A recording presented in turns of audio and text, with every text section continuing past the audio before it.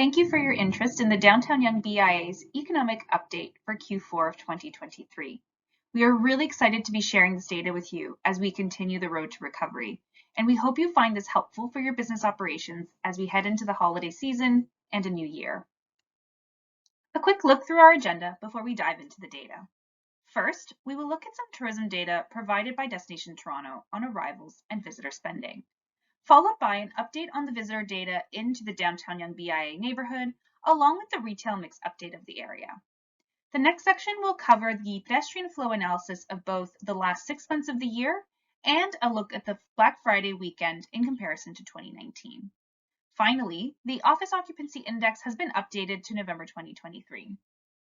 The last section is where we will be sharing some other documents of interest, which can be found on our website at www.downtownyonge.com. Our first chart is arrivals into the City of Toronto, showcased monthly since January 2018. We've highlighted here 2 key points of comparison to better understand where we are in the recovery process: September 2019 and September 2023. Now, as of October of this year, the City of Toronto saw 6.7 million visitors. Pre-pandemic, the city would see over 850,000 visitors in the month of September. This year, just over 810,000 visitors came to the city in the same month. Now, this is still 4.5% below 2019 levels. However, these are very encouraging signs as we head into the holiday season.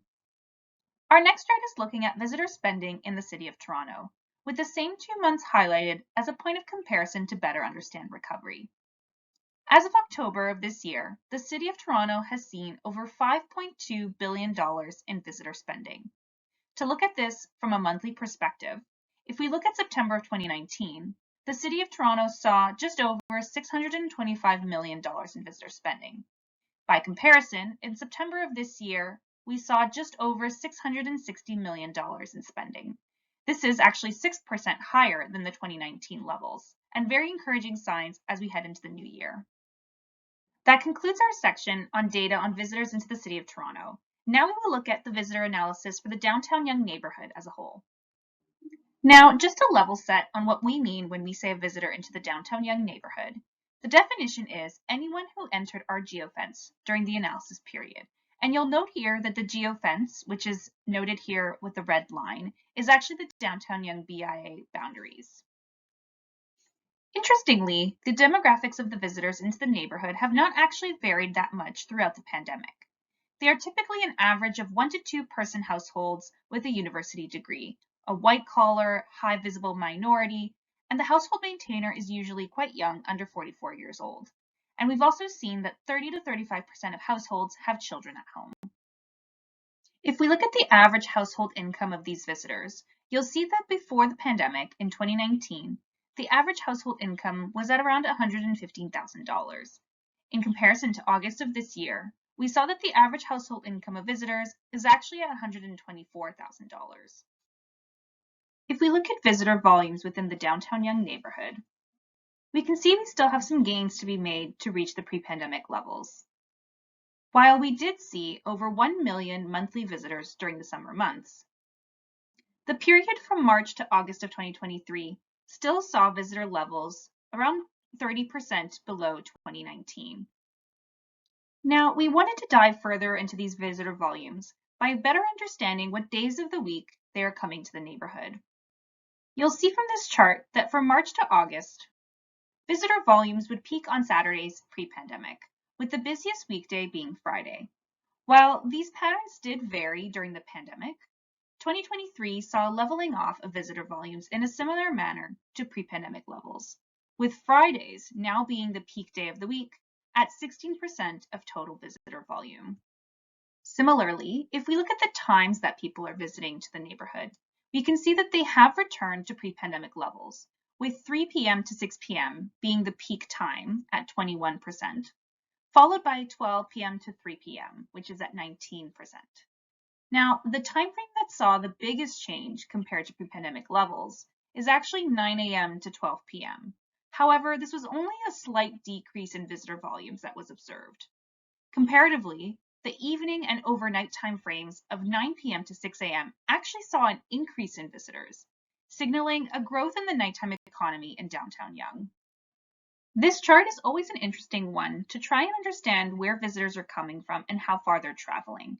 When we look at the time frame from March to August of 2020, 50% of visitors lived within a 26-minute drive, and 70% of visitors lived within a 33-minute drive.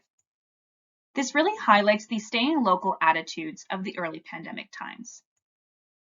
Comparatively, if we look at March to August of 2023, we now have 50% of visitors who live within a 34-minute drive and 70% of visitors who live within a 43-minute drive, which really highlights the importance of downtown Yonge as a regional destination. Our next section will look at the retail mix study in the downtown Yonge neighborhood. Now, we wanted to speak briefly on how the data was collected. First, it was including all consumer-facing businesses within the boundaries of the Downtown Yonge BIA. This included businesses located along Yonge Street, as well as all of the side streets. And the majority of businesses were located at street level. However, the collection did include some lower level businesses, for example, in the path, as well as upper level businesses, for example, the multiple levels of the Cadillac Fairview Toronto Eaton Centre. And this collection was done in June of 2023. The neighborhood is seeing increased change as recovery continues and consumer behaviors adapt to economic conditions.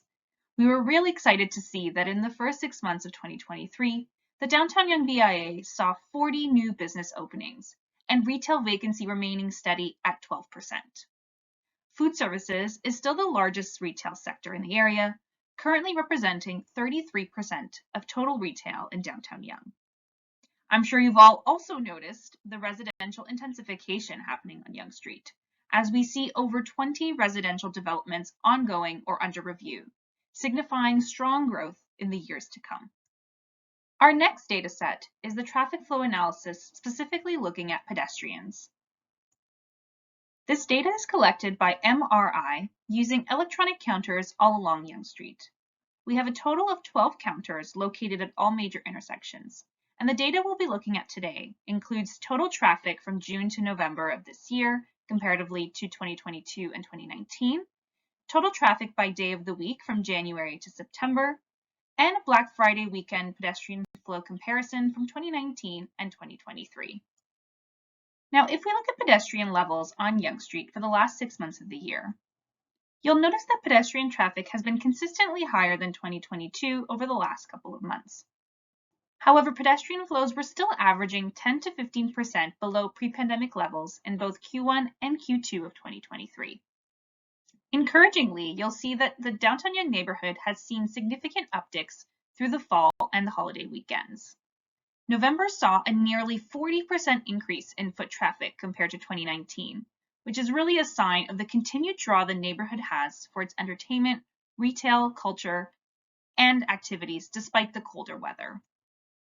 When analyzing pedestrian traffic on Yonge Street by day of the week, you'll see that the percentage breakdown remains fairly consistent with pre-pandemic levels, similar to the visitor data we saw previously. The first 9 months of 2023 saw the peak on Saturdays at 18% of total pedestrian flows, while pre-pandemic saw the peak on Fridays at 16%.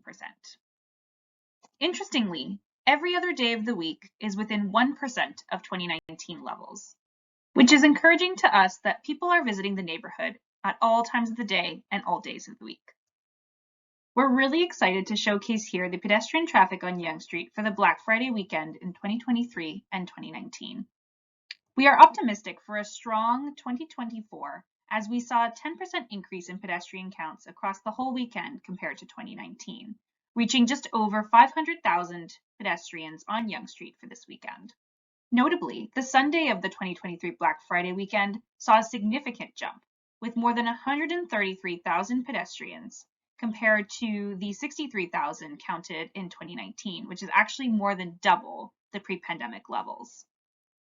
Our last data set will be looking at the office occupancy index of the downtown core of Toronto. You'll see here that we've charted the office occupancy index from May 2020 to November of 2023. As of November of this year, the office occupancy index of downtown Toronto is currently sitting at 56% on average for the week, peaking midweek at 71% in certain downtown office towers. The SRA is reporting that Mondays are beginning to attract more workers to the office, while overall the index shows a continued upward trend for the approximately 450,000 office workers in downtown Toronto. We wanted to include a summary of other documents of interest that you can find on our website at downtownyonge.com. The first is a set of 3 one-page infographics showcasing the 3 largest sectors of our retail in downtown Yonge: food service, retail, and services. The second piece is the economic newsletter that we've been updating biannually since 2021. To coincide with the launch of the Q4 2023 economic update, you'll find the updated economic newsletter for Q4 of 2023 as well. Thank you for your interest in the Downtown Yonge neighborhood's economic update for Q4 of 2023. We hope you found this information helpful and insightful in your future planning. If you have any questions, please feel free to reach out to me, Susie Barbosa Pizzarusso, the Manager of Economic and Community Development at the Downtown Yonge BIA, at sbarbosa@downtownyonge.com, or you can phone me at 416-700-4658. Thank you.